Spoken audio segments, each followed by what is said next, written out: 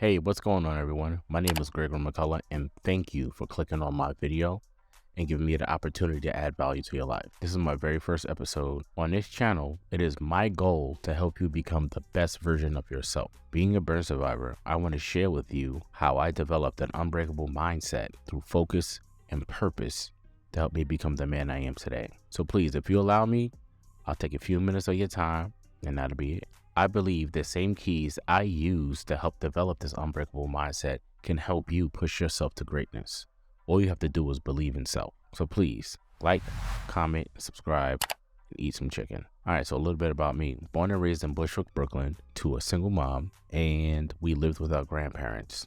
Well, with my grandparent, with her mom and dad. It was pretty cool growing up. You know, there was a house full of family, a whole bunch of kids running around and stuff like that. And then we moved to the Bronx. I want to say when I was in third grade.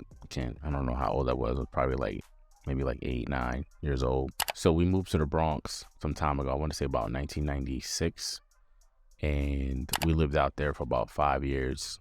She met my stepdad and they got married. We moved to Canarsie. That's in Brooklyn.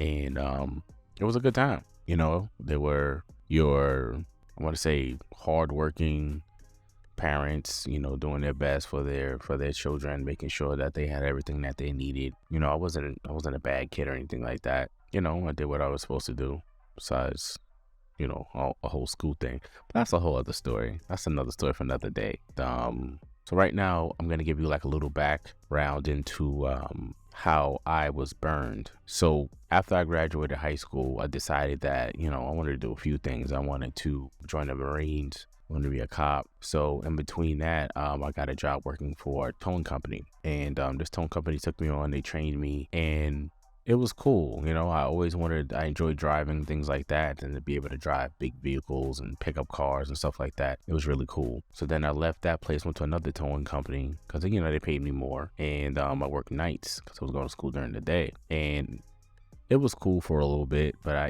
really didn't have much of a life. It was just literally work, home, work, home. I didn't really hang out or anything like that. I was all about, you know, making some money.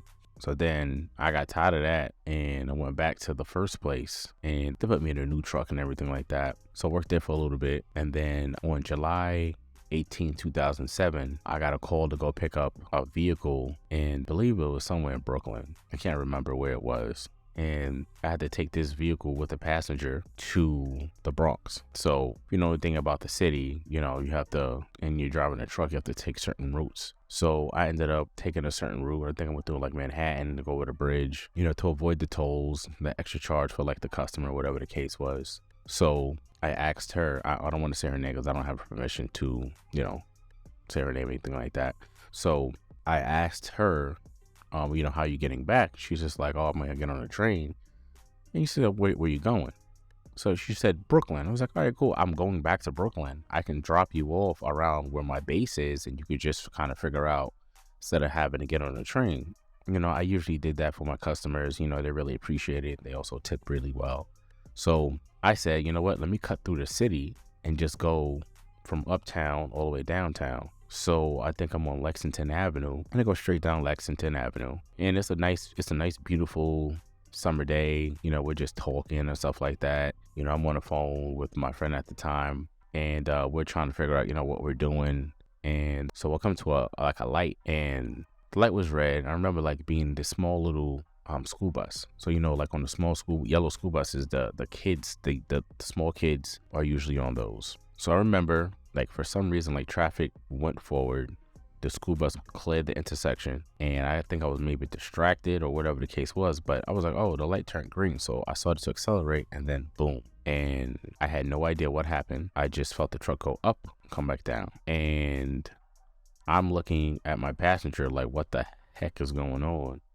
And she's looking at me yo, this is crazy. So I'm trying to start the truck and it's not starting. I'm thinking I can kind of see the street. So I don't know if I can drive out of it or try to back out of it. But me, you know, I usually don't panic, but I was just I don't know, what the hell's going on? We need to get out of here. Trying to start the truck, but the truck is on drive. I didn't realize that until I play everything back in my head and I was kind of recollecting everything. So she's like, we need to get out of here.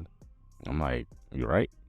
So I try to open my door and it's just steam coming up with rocks, and it's like a really loud rumbling sound, and it just smells like just steam. Like if you ever like hit the steam function on an iron, and like you smell that, and how the water and the metal kind of have like a distinct smell, that's what it smelled like.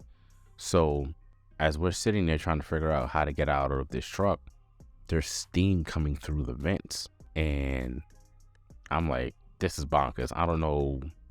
At this time, I still don't know what's going on. So we made like the split decision in like, I want to say in less than like 30 seconds. We didn't like take, oh, we're gonna, no. So we're able to get out of her side. So I grab her hand, I go out first, and I'm trying to recollect this as best as I can. And I get out, and I believe I have her hand. I like either like I pull her up, or she comes out of the vehicle, and I trip and fall. I believe she kept running through because we had to get out of the truck in order to survive. And it was hot. My adrenaline's going. I didn't really notice like my hands or anything like that, but I noticed I had fallen, and I was rolling around because I was in pain. I was, my skin was burning basically. And I remember a distinct voice in my head say, McCullough, get up. And this person was my cadet commanding officer, and he played a pivotal part in my life as well, for the most part, as a teenager growing, becoming an adult and everything like that. And he said, stop. And I happened to stop in a push-up position. He said, you got to get up and walk. And I said, okay. I pushed myself up and I started walking. So as I come out of the steam, I noticed that my hands are like white, paling. The skin's coming off my fingers. And now I had like a polo shirt on, like a blue polo shirt on with some jeans, and I had on like some boots. Everything is just mud, and my face was gucked up with stuff, and I had to like wipe my face. And I remember turning around like, those effing terrorists. Because at this point, I had no idea what was going on. I thought somebody had attempted to like blow the city up again, and it was surreal. So everyone's running around because they also think it's a terrorist attack. And you have a few people kind of like milling around like, what the heck is going on? And I'm walking up to people like, help me. And everybody's looking at me in terror, and they're running away. So I go into a building because I'm like, I need to wash my face. I have stuff in my face. And I go out into the bathroom, and I'm like washing my face. And I remember seeing my passenger in there, and she's just like, we can't stay here. We need to go outside to get help. She's like, come on. So we go and we walk out, and it happens to be like a few people around. And I remember, I think it was this gentleman from Britain. Can't remember his name, but thank you. And another woman who was, I think she was like a medic or something like that in the Air Force. And she had like first aid training at the time. And I believe I was going into shock because my body was just kind of like, like a dump of adrenaline. It was just kind of like, all right, you need to figure out what's going on. And she was like, are you okay? I'm like, I don't know. My body felt hot. It was a feeling I've never felt before, something I don't ever want to feel again. And it was intense. So she lays me down on the floor. She elevates my head, and I believe she elevated my legs. I only know what shock and everything looks like because I was an EMT for 6 years. And another gentleman came over from Britain, and they asked me like, hey, is there anybody I could call, or is there somebody I could contact? So I give him, because the only number I can remember was my friend at the time's phone number, because I just called him, and I guess he called him or something of another and told him that, he's been involved in an accident, and, I guess I got injured pretty severely. So then the bus arrives, or the ambulance arrives, and they get me on the stretcher. They put me in. They ask me, my name, my address, where I'm from. Is anybody we could call? And the only number I can remember was his number, my former friend's number. And they're like, all right. So they're asking me like, how do you feel right now? There's nothing a regular ambulance can do because they're not allowed to give medication or anything like that. I'm like, I'm hot. Like I'm in pain now. At this point, like everything is starting to subside, and I can feel everything. I'm like naked. They cut my clothes off, my boots, everything, my socks. Like my skin is just peeled down to the white meat, and you can literally just kind of like roll my skin like that. You can kind of see like some of the white marks here. So they get me to the Cornell, in the City Presbyterian Cornell. They have like one of the best burn centers in the country, and they take me in. And I remember talking to one of the doctors, and he's asking me the same stuff. Is there like a call? Yada yada yada. I'm like, no. And I remember asking him, am I gonna die? And he said no. And he said that we're gonna give you something for the pain. And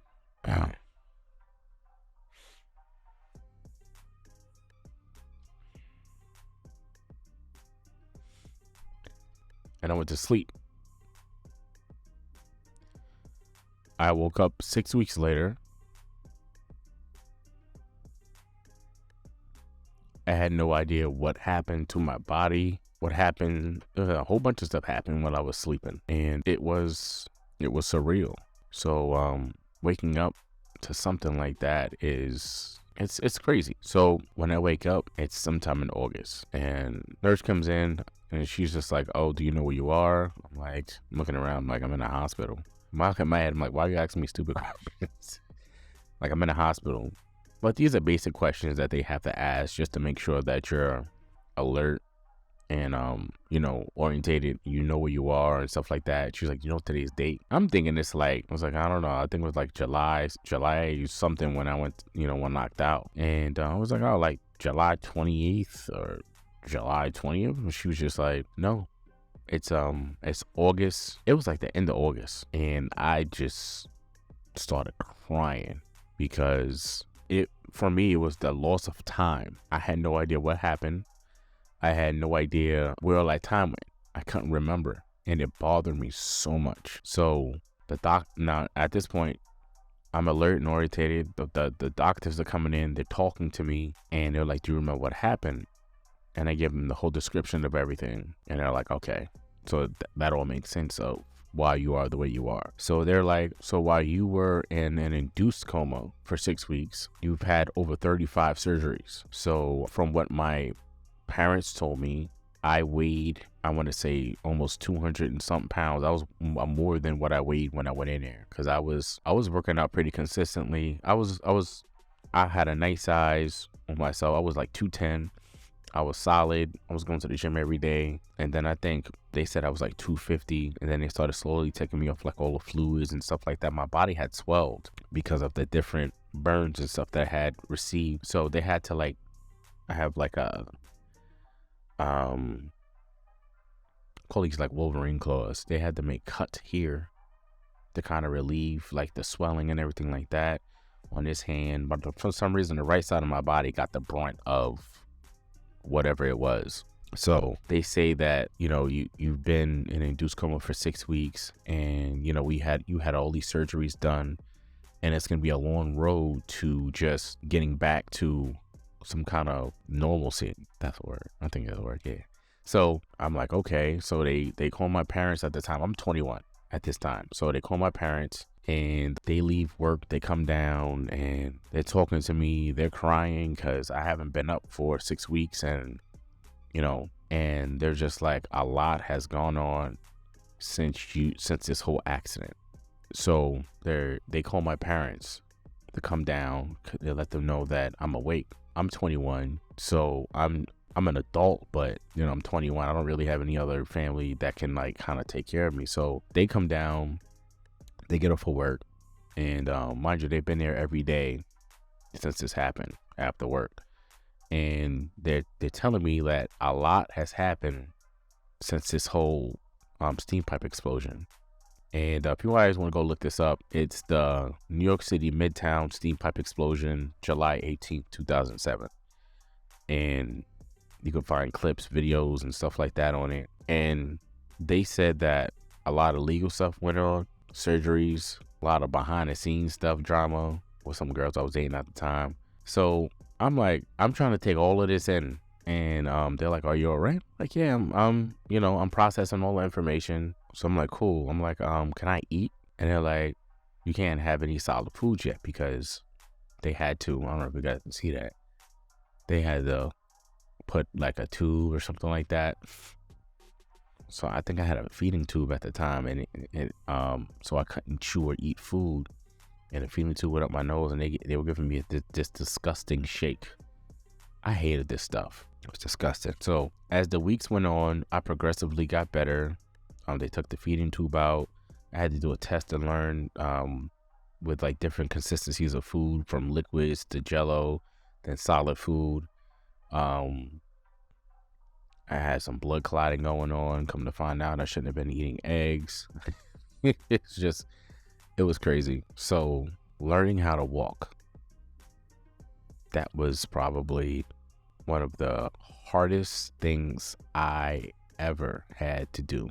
And it was very difficult learning how to walk again. Being in an induced coma for 6 weeks, your body kind of loses its muscle, and so everything starts to atrophy, and it was intense. So they had to, it was a whole process. It took them like 20 minutes just to prep myself to learn how to walk again. So I had to learn how to sit up in the bed by myself. I had to go and sit in a chair, in like a regular chair. So I'd been in the bed all day, sat on the bed sores. I had to go sit in like a chair upright, and it got to the point to where I can like sit up under my own power without assistance, things like that.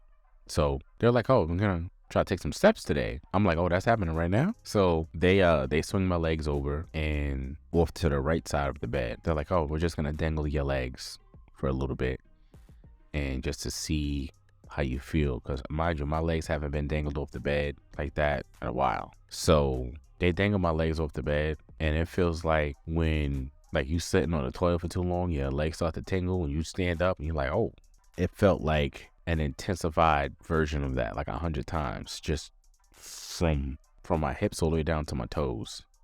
It was just this. I call it sprinkles.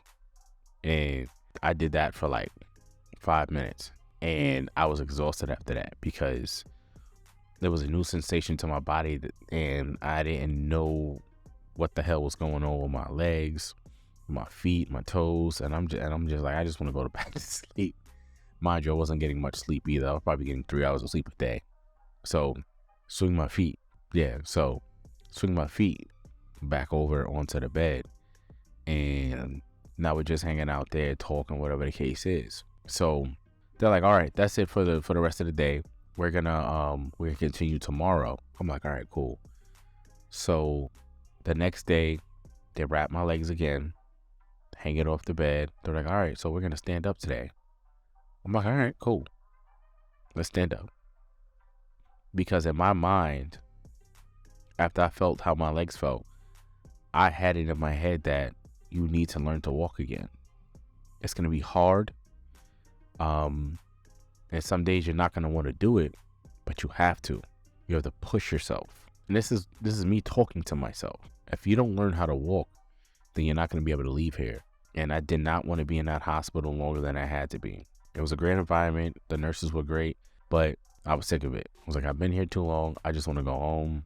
I want to lay in a regular bed. I want to smell the trees, have the air, the wind blowing my face, stuff like that, So I'm like, all right, cool. So they wrap my legs, and they have like this big thing that you kind of like put your shoulders on, your elbows on, and you hold it, and it supports your weight. So I'm like, all right, cool. I'm standing. Now, mind you, I haven't stood in weeks. At this point, I think it's like eight weeks in, and they're like, oh, we're gonna take a step. I'm like, oh, we're taking a step now? Okay. Every time they said something, it was just like, oh, they're doing it because they're pushing you. Because they don't want you to get complacent. All right, we're just going to stand up today. All right, we're going to do this. And I was like, all right, I got to move my foot. Move my right foot. Move my left foot. I think I ended up taking like 5. I walked to the door, and I walked back to the bed. And I felt like a toddler learning how to walk. I almost fell a couple of times, but I did it. And that's when I realized, like, people talk themselves out of things that they feel like they can't do, but you really can. You're in control of your body. You're in control of your mind. And you have to force yourself to overcome that block. And that's what I learned in that moment, that you're stronger than you think you are. This may hurt. It sucks. You may not want to do it. But at the end of the day, you have to suffer a little bit of pain in order to do or to be great. And that's what I did. I suffered. And I suffered through it every single day. I took more and more and more steps. And I remember walking out of the hospital room, and I finally got to see the hallway. I got to see the hallway from my bed. I didn't really know what it looked like. So when I walked out in the room, all the nurses stopped and they were looking at me and they were like clapping. I'm like, what are they clapping for? Because everyone thought I was going to die. And what I didn't touch on earlier is that I was burned 80% of my body with 2nd and 3rd degree burns. So the survival rate of someone being burned that much is only 10%. It's this much, right? So it was like a miracle. Like, oh, okay. Like, that dude over there is, he's been through some stuff, and he's fighting to get back to where he was. So I'm like walking up and down the thing, and I'm walking around, I'm saying hi to nurses and stuff like that, So we come back to the room, and I'm just sitting down. I'm just like, I did good today. I did good. And I was proud of myself, because I knew I was, every time I walked, and every day that I did it, I knew I was getting closer and closer to going home. And that was my goal. I just wanted to go home. So I'm going to cut this story right here. All right. If you liked, or want to hear more of stuff like this from my channel, please subscribe, hit the bell, and also drop a comment down below on how this story affected you, the inspiration maybe you may have gotten from this story, or even the value from this story that it can add to your life. All right. So I'm going to drop part 2 in a couple of days. I'll see you later. Peace.